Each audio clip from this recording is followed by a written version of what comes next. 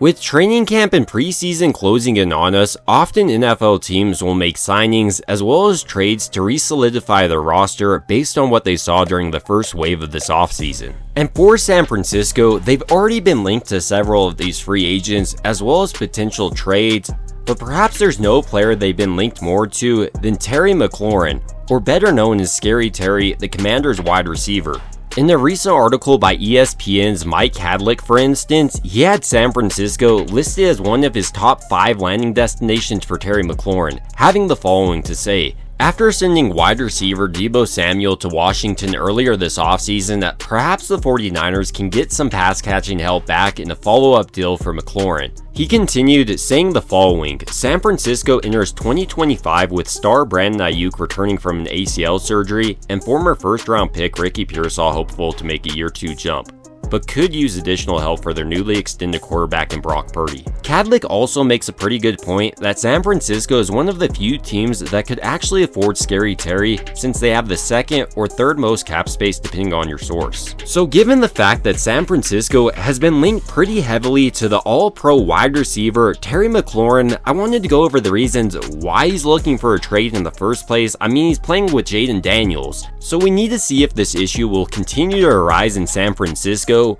as well as the other reasons San Francisco may want to sign him, the reasons why they may not want to, and overall conclude with the possibility of San Francisco actually trading for Terry McLaurin. Initially, when you're looking at Terry McLaurin's negotiations with Washington, it really all stems from money. It's not his team that they're building around him. I mean, he has a pretty decent quarterback in Jaden Daniels. They recently acquired Deebo Samuel, so that should help him get open more frequently, and they just look to be trending in the right direction. Despite this, the 29-year-old wide receiver doesn't think he's being paid enough this upcoming season, with some reports saying he's asking for $30 million and others saying up to $37 million annually. Not only would San Francisco have to pay this, but most likely they would have to send over probably a second-round pick as well as a decent player. Maybe Isaac Guerrero would get it done. And while this does seem like an extremely steep price, there are reasons why San Francisco may want to do this deal, with probably the biggest being their own disgruntled wide receiver in Brandon Ayuk.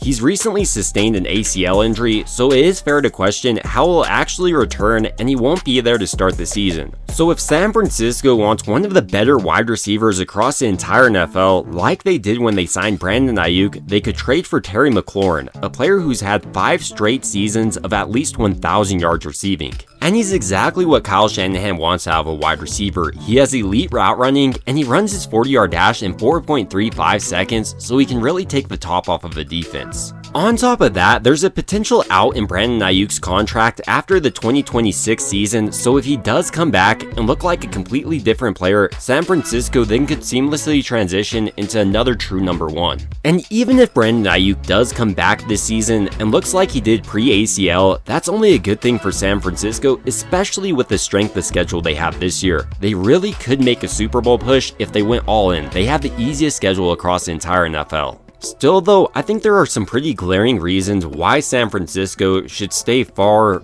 away from Terry McLaurin, with probably the biggest reason being his ask. If he is asking for $37 million annually, no non-quarterback in my opinion really deserves that. Maybe if you're an elite edge, but still, that's a major ask for a team. It's also hard to get over the fact that he is doing this to a young, up-and-coming team. He's threatening to hold out of training camp because he wants to be paid like a true number 1 wide receiver. I get it, you don't want to be paid behind Jaden Daniels, but still, not a great look. San Francisco has also tried to change their mentality when signing these type of players. It seems like they're trying to move towards players who just love to play football and not so much about the money. McLaurin seems out for the money this offseason, and he should get it. It just shouldn't come from San Francisco. He's the antithesis of everything they're trying to build. He takes away their draft capital, he takes away their actual capital, and he's 30 entering the season, so not getting any younger there. But this isn't me saying San Francisco shouldn't make any moves or go all in.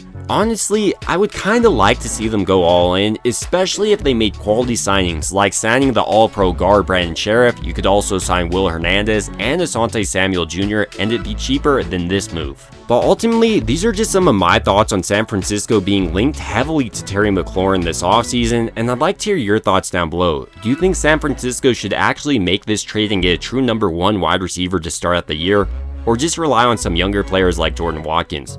Personally, I prefer the second route. But now, I want to hear your thoughts, and if you did enjoy this video, it would mean a ton to me if you could go ahead and like down below as well as subscribe. It really does help out the channel a ton, and as always, I hope you guys have a great rest of your day.